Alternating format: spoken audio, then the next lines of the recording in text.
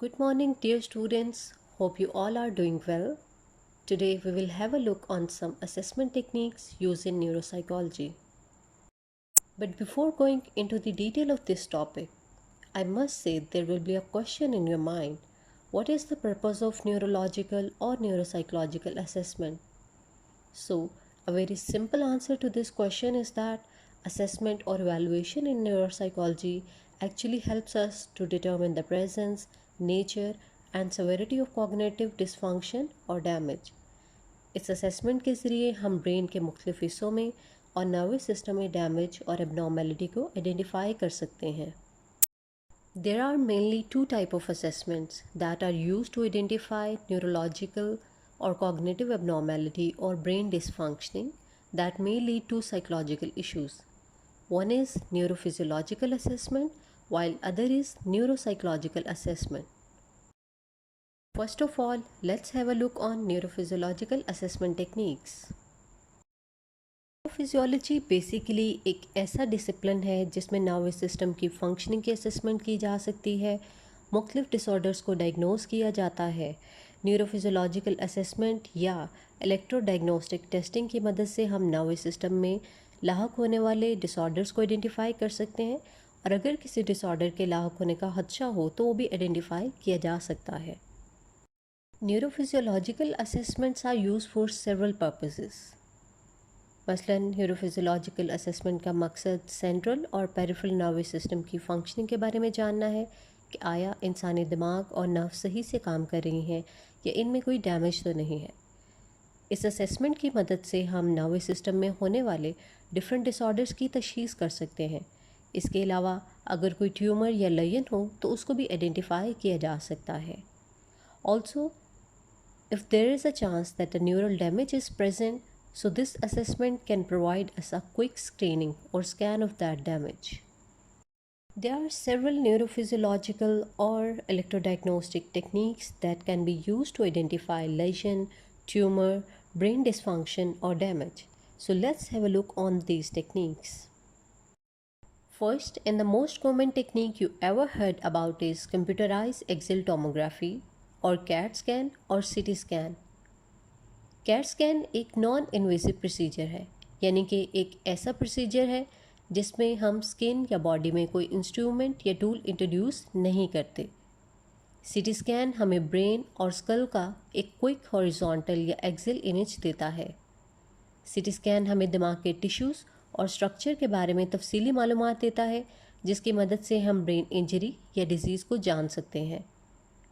Brain के CT scan के दौरान एक्सरेज की शुआएं जिस्म में सर्कुलर फॉर्म में मूव करती हैं जिसकी मदद से दिमाग के डिफरेंट व्यूज़ को देखा जा सकता है. एक्सरे की ये मालूमात कंप्यूटर में जाती है. कंप्यूटर की मदद से एक्सरे डेटा को इंटरप्रेट किया जाता है और ये मॉनिटर के ऊपर हमें इसका 2 डायमेंशनल डिस्प्ले देता है. सीटी स्कैन ना सिर्फ ब्रेन ट्यूमर, लेजन और डैमेज को आइडेंटिफाई करने में मदद देता है बल्कि क्लाइंट को लेजन या ट्यूमर के दौरान दिए जाने वाले ट्रीटमेंट की एफिकेसी को भी जाना जा सकता है और फर्दर गाइडेंस भी मिल सकती है कि आया फर्दर ब्रेन सर्जरी या ब्रेन टिश्यूज़ की बायोप्सी की ज़रूरत तो नहीं है. Another technique is magnetic resonance imaging और MRI. MRI सीटी स्कैन के बरअक्स एक सेफ़ और पेनलेस टेस्ट है जिसमें रेडिएशंस यूज़ नहीं होती बल्कि पावरफुल मैग्नेट्स और रेडियो वेव्स इस्तेमाल होती हैं जिससे ब्रेन का डिटेल इमेज लिया जा सकता है. जब एक पेशेंट MRI मशीन में जाता है तो मैग्नेट फील्ड जिस्म में मौजूद वाटर मॉलिक्यूल्स को वक्ती तौर पर रेगुलेट करती हैं. रेडियो वेव्स इन एटम्स को अलाइन करके फेंट सिग्नल प्रोड्यूस करती हैं जिसके ज़रिए क्रॉस सेक्शनल इमेजेस बनते हैं. MRI brain injury, damage, infection, tumour और ब्लड वेसल्स में मौजूद प्रॉब्लम को आइडेंटिफाई करने में मदद देता है. MRI की मदद से हेडेक और सीजर वगैरह के कॉजेज़ को भी जानने में मदद मिलती है. टेक्निक इज़ फंक्शनल MRI और FMRI. FMRI MRI स्कैन की एक स्पेशलाइज्ड टाइप है. FMRI हमें ना सिर्फ ब्रेन एबनॉर्मेलिटी को डिटेक्ट करने में मदद देता है बल्कि इसके ज़रिए ब्रेन की नॉर्मल फंक्शनल एनाटॉमी को जानने में भी मदद मिलती है जो कि अक्सर दूसरी टेक्निक से नहीं पता चलता. FMRI एक ऐसी टेक्निक है जो किसी भी ब्रेन एक्टिविटी के दौरान ब्लड फ्लो में चेंजेस को डिटेक्ट कर सकती है, जिससे फिजिशियन को ये पता चल सकता है कि दिमाग का कौन सा हिस्सा दूसरे हिस्सों के मुकाबले में ज़्यादा एक्टिव है। और अब तो एफएमआरआई इतने एफिशिएंट हैं कि वो 97% एक्यूरेसी के साथ हमें बता सकते हैं कि कौन सा ब्रेन ऑटिज़म ब्रेन है और कौन सा ब्रेन ऑटिज़म ब्रेन नहीं है। Technique is PET scan. PET scan radioactive substance और ट्रेसर्स को यूज़ करते हुए ब्रेन इंजरीज़ के बारे में बताता है, as compare to MRI and CT scan that only reveals the structure of the brain. PET scan shows how the brain and its tissues are working. PET scan के लिए tracers की थोड़ी सी मिकदार चाहिए होती है और ये ट्रेसर्स ब्लड के ज़रिए ट्रैवल करते हुए ऑर्गन्स में जमा हो जाता है, और जब पेशेंट को स्कैनर में लिटाया जाता है तो पेट स्कैन ट्रेसर्स के ज़रिए सिग्नल्स को डिटेक्ट करता है और कंप्यूटर स्कैन के रिजल्ट्स को 3D पिक्चर्स में चेंज करता है। पेट स्कैन के ज़रिए मुख्तलिफ ब्रेन डिसऑर्डर्स को आइडेंटिफाई किया जा सकता है। For example, they can be use to evaluate tumour, Alzheimer disease and seizures. Another technique is magnetoencephalography or MEG. MEG is a non-invasive technique that is used to investigate human brain activity. It allows the measurement of ongoing brain activity on millisecond by millisecond basis and also shows where in the brain activity is produced. जैसे कि हमने fMRI की technique में देखा था कि वो brain activity के दौरान ब्लड फ्लो के ज़रिए सिग्नल्स को डिटेक्ट करते हैं और फिजिशियन को पता चल जाता है कि कौन सा ऑर्गन ज़्यादा एक्टिव है, जबकि एमईजी की ख़ास बात ये है कि ये न्यूरॉन्स की इलेक्ट्रिकल एक्टिविटी से डायरेक्ट सिग्नल लेता है। Another interesting feature of this scan is that it can be recorded in sleeping subjects.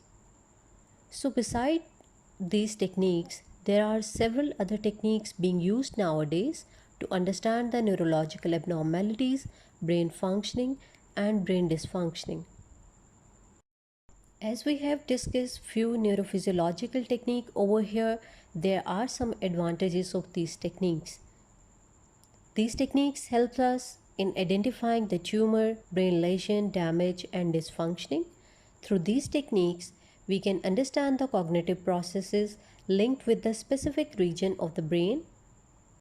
Furthermore, these techniques are effective when we need urgent information about some abnormality or brain damage.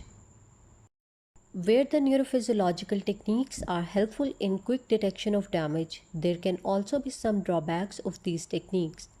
For example, substance injection in PET scan can cause safety problems.